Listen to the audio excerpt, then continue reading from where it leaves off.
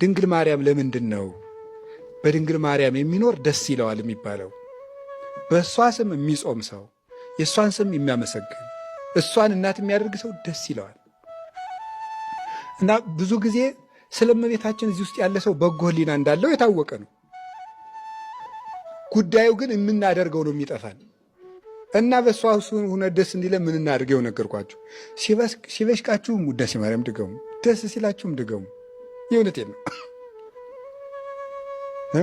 ሰው ሲፎክርባችሁም ማልዳ ደግሜዋለሁ አትበል። ዝም ብለህ አንሳና ድገሙ። መጽሐፉ ችግር ሲፈጠርባችሁ አንሱና ድገሙ። እኔ እውነቴን ነው።